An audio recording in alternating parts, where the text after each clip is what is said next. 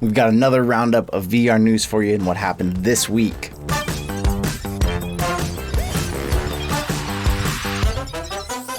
Apple's virtual reality headsets have been some of the most long-awaited and highly anticipated headsets in the VR market. And this week we got more news about Apple entering the VR space with the rumors that they have changed what they had trademarked their Reality OS for these future AR/VR headsets to XR OS, further validating the acronym XR as we keep seeing that pop up in virtual reality as a merge between augmented reality and virtual reality, and also further validating that Apple is hopefully making more progress on these headsets. It had already been reported that they were working on FaceTime capabilities to use that for avatars, VR versions of their maps, their notes, their calendar, and even the ability to view a Mac's display, like a MacBook, inside of some kind of headset. These new claims only adding more fuel to the fire of rumors that Apple's headsets are getting closer to market, although we've heard that they will be between $2,000 and $3,000, a price that a year or two ago seemed so outrageous for virtual reality headsets that a lot of people said they weren't even going to consider it,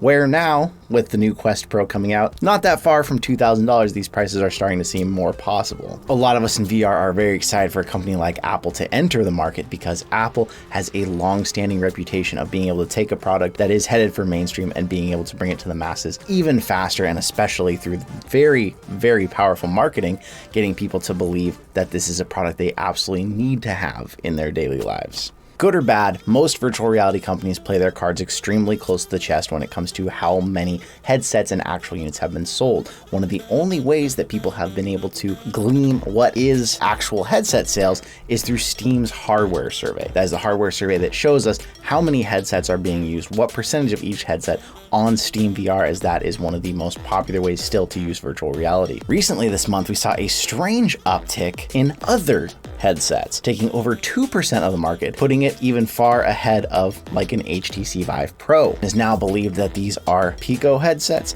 along with potentially the Quest Pro headsets with link cables, all being used in that area, showing there is enough adoption to actually show up on the hardware survey in a big way. 2% may not sound like a big number, although it does account for several different kind of headsets, where if we did see a potential breakdown of the Pico 4, the Pico 3, the Quest Pro with link, those would look like much smaller percentages, but all of these merged together did show a bigger uptick in the other category. There has been recent anomalies and variations throughout the Steam hardware survey, so although it is still the most accurate tool that we have to try and assess how many VR headsets are being sold and adopted and used, it isn't always still reliable. We could see this change again next month. Update version 47 for the Quest and Quest Pro is starting to launch and roll out. People are seeing these updates on their headsets. I know that 2 out of my 3 Quest 2s have already updated to that. And version 47 is promising some good features, one of which is the Quest Pro controllers finally being able to be used with the Quest 2. Another is a fully redesigned library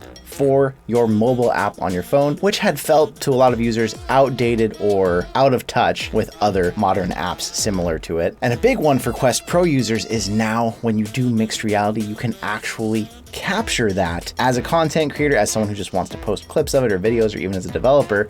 You can capture what's actually happening in the real world through the Quest Pro, along with the augmented reality that you have in front of you. For instance, if you were playing Demeo with friends, you could record a clip of you playing with the game board in front of you, and you would actually be able to see your friends in the room too who have their headsets and also play it. The way Meta rolls out these updates, keep in mind, these don't always come all at once. They don't come to everyone at once, or even some of us who have version 47, like myself on their Quest, may still not have the redesigned app and therefore still can't pair the Quest Pro controllers to theirs quite yet. So watch out for that over the next week if you have a Quest or a Quest Pro, as you see these features start to roll out to everybody. Quest and Rift users are getting a little break on the price for individual tracks right now of any of the song pack DLCs on Beat Saber. Each individual song is half price through December 6th, being only 99 cents instead of their usual $1.99. Now, this hasn't been well advertised and can be a little confusing, because if you were to look on the Rift PC app, this does not show as on sale. If you go to Beat Saber, if you go to the DLCs, the full DLC packs are still full price. If you click on the DLC packs, you'll see that it says IAP in-app purchase is the only way that you'll go find this if you're actually inside of the game, and then you look at the individual songs. For Quest users on mobile phone, it's a little simpler. You go in the app, you go into each song pack, and there you can see these are still on sale for 99 cents. A good deal if you've been looking to pick and choose through some of the songs, although for most people with custom song options, DLCs may not feel as necessary. The most popular VR babysitting app, Gorilla Tag, is coming to the Oculus Quest main store. If you haven't heard of Gorilla Tag is a pretty pixelated looking game that puts you in the body of a gorilla with arms and no legs, and the only locomotion is using your gorilla fists to pound the ground and push you around the map. Gorilla Tag became very popular for its fitness benefits, its mass appeal, especially to an audience of a young age, and for being free on the App Lab, so much so that it has 46,000 reviews, even more than Beat Saber on the main Oculus store with its 45,000 reviews, and it is now coming to the official Oculus store. It'll be launching on December 15th on the main Oculus store, and this may bring it to a whole new audience, although a lot of people know that App Lab is pretty easy to find the games. You go directly on your phone to App Lab's website, you can hit add to your Quest, and it's that simple with App Lab.